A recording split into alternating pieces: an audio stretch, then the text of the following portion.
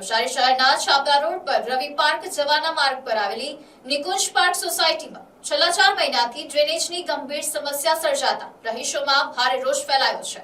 સોસાયટીના ચેમ્બરો સતત ઉભરાતા હોવાથી ગંદુ પાણી રસ્તા પર ફરી વળે છે અને સમગ્ર વિસ્તારમાં દુર્ગંધ સાથે ગંદકીનું સામ્રાજ્ય છવાઈ ગયું છે।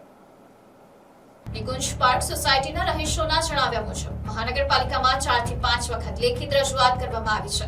ઉપરાંત કમિશનર, મેયર, કલેક્ટર, પ્રાંત અધિકારી સહિત ગાંધીનગર સુધી લેખિત અરજીઓ આપવામાં આવી હોવા છતાં આજ દિન સુધી સમસ્યાનો કાયમી ઉકેલ આવ્યો નથી। સ્થાનિક કોર્પોરેટર રાકેશ પટેલે સ્થળ મુલાકાત લઈ ડ્રેનેજ સાફ કરાવવા માટે મશીન દ્વારા કામગીરી પણ કરાવી હતી, પરંતુ માત્ર તાત્કાલિક રાહત મળતા મૂળ સમસ્યા યથાવત રહી છે। રહીશોના આક્ષેપ મુજબ ડ્રેનેજનું જોડાણ શક્તિનગર વિસ્તારમાં હોવાથી ત્યાંથી પાણીનો યોગ્ય નિકાલ થતો નથી, જેના કારણે સમગ્ર ગંદુ પાણી નિકુંજ પાર્ક સોસાયટીમાં જ ઉભરાઈ રહ્યું છે। વરસાદી પાણી સાથે ડ્રેનેજનું પાણી ભળતા ગંદકી, દુર્ગંધ અને રોગચાળાનો ભય વધી ગયો છે।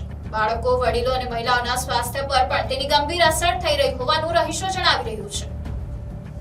સોસાયટીના રહીશોએ વધુમાં આક્ષેપ કર્યો કે અનેક રજૂઆતો છતાં આરોગ્ય વિભાગ દ્વારા દવાનો છંટકાવ કે અન્ય આરોગ્યલક્ષી કામગીરી પણ કરવામાં આવી નથી। જો જવાબદાર તંત્ર દ્વારા વહેલી તકે કાયમી ઉકેલ નહીં લાવવામાં આવે તો ગાંધી ચિંધ્યા માર્ગે આંદોલન કરવામાં આવશે અને ડ્રેનેજનું ગંદુ પાણી ડોલમાં ભરી મહાનગરપાલિકા કચેરીએ ઠાલવી ઉગ્ર વિરોધ નોંધાવવામાં આવશે તેવી ચીમકી પણ ઉચ્ચારી છે। મારું નામ સમીક્ષા મિસ્ત્રી છે। હું નિકુંજ પાર્ક સોસાયટી છાપરા રોડમાં રહું છું। અમારી સોસાયટીમાં 4 મહિનાથી આ ડ્રેનેજના પાણીની પ્રોબ્લેમ છે। એમ જોવા જઈએ તો ઘણા વર્ષોથી જ છે, એટલે જ અમે આ વર્ષે વોટનો બહિષ્કાર કર્યો હતો અને આ પ્રોબ્લેમ યથાવત રહેતા હવે અમારે મોટા પાયે આંદોલન કરવાનું અમે વિચારી રહ્યા છે। જો આ પ્રોબ્લેમ સોર્ટ નહીં થાય તો અમે બધી લેડીઝ અને બધા સભ્યો મળીને અમે નગરપાલિકામાં જઈને આ ગંદુ પાણી ત્યાં ડોલથી અમે ત્યાં ઢોળીને આવશું। અમે લોકો અમારી એટલી તૈયારી છે। હવે આ એટલી બધી ગંદકી છે કે કોઈ સોસાયટીનું આટલા બધા કમ્પ્લેન કરવા છતાં બી કોઈ માણસ ત્યાં દવાનો છંટકાવ કરવા પણ નથી આવતા કે કોઈ જોવા બી નથી આવતા કે આ શું પ્રોબ્લેમ છે, સિરિયસ પ્રોબ્લેમ છે કે નથી, એવું કોઈ જ જાતનું કોઈ જોવા આવતું નથી। અને અમારા છોકરાઓ કેટલી બધી વાર માંદા પડ્યા છે। મારી દીકરી 10 દિવસ સ્કૂલે પણ નહીં જઈ શકી, એટલી બધી માંદી પડી ગઈ ને બધા વૃદ્ધો પણ રહે છે અમારી સોસાયટીમાં। તો એ લોકો બધાની આરોગ્યની જવાબદારી કોણ લેશે? જો કંઈ સિરિયસ પ્રોબ્લેમ થઈ તો એની જવાબદારી કોણ લેશે? તમે આગળ જોયું હોય તો મચ્છરની ચાદર ફેલાયેલી છે, તો એ ત્યાં કોઈ દવા છાંટવા બી નથી આવતું। આ અમારું ઘર છે, આ પહેલું જ ઘર અમારું છે। અમારે ઘરના દરવાજા બી નથી ખોલાતા કે નથી બારીઓ ખોલાતી અને અમે બંધ ડબ્બામાં 1 મહિનાથી બેસી રહેલા છે। તો એની જવાબદારી કોણ લેશે જો કોઈ માંદું પડ્યું તો? અમે નવસારીના છાપરા રોડ પર નિકુંજ પાર્ક સોસાયટી આવેલી છે, રવિ પાર્ક જતા રસ્તે।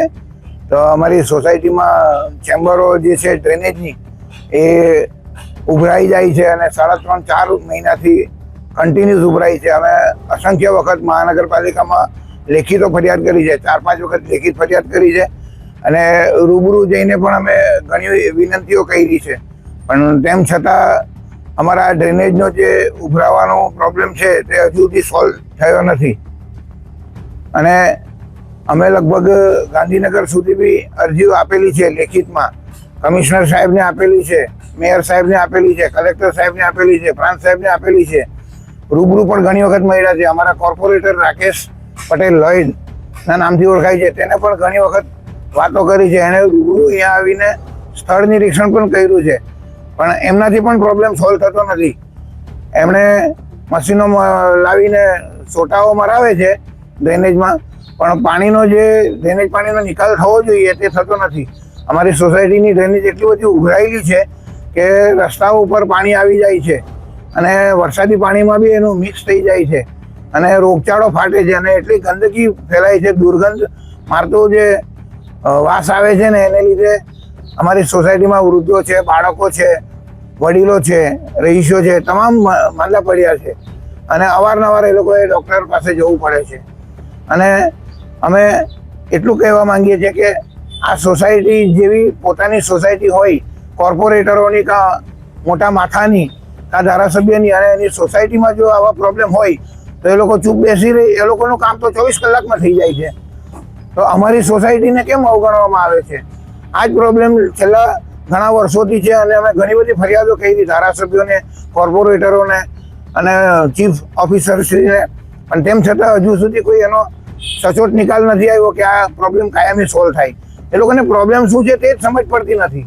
અને અમારી સોસાયટીનું જે ડ્રેનેજ છે તે શક્તિનગરની સોસાયટીમાં આપેલું છે, જોડાણ ત્યાં આપેલું છે. હવે એ લોકો ત્યાંથી શું કરે, પોતાની ચેમ્બરમાં સિમેન્ટ પૂરી દે, ઢાંકણા બંધ કરી દે, ખોલવા દેતા નથી. એટલે ત્યાંથી જ પાણી અટકે તો આગળ કેવી રીતે એનો નિકાલ થાય? પાણી વહેવું તો જોઈએ ને. પાણી વહેતું જ નથી તો પછી અહીંયા જ બધું ભેગું થાય અને ડ્રેનેજમાંથી બહાર નીકળી આવે. બહાર નીકળી આવે એટલે આ બધું દુર્ગંધ ફેલાય, રસ્તાઓ ગંદકીવાળા થાય, બીમારીઓ થાય, આરોગ્યને નુકસાન થાય. એટલે આનો સચોટ નિકાલ થવો જોઈએ એવી અમારી મહાનગરપાલિકાના તથા જવાબદાર પ્રશાસનને વિનંતી છે અને અરજી સાથે ફરિયાદ પણ છે. અને જો અમારી સોસાયટીમાં આ ગંદકી છે તો દવા છાંટવા આવવું જોઈએ ને. આરોગ્ય વિભાગની જવાબદારી છે કે નહીં, એ લોકો પણ આજ દિન સુધી આવ્યા નથી. અને જો આ લોકો કોઈ સચોટ નિકાલ નહીં લાવે તો અમારે ગાંધી ચિંધ્યા માર્ગે આંદોલન પણ કરવા પડશે. અને આ બધું જે ગંદુ પાણી જે છે એ ડોલમાં ભરીને મહાનગરપાલિકામાં રેડીશું. અહીંયા સુધીની અમારી બધાની તૈયારી છે.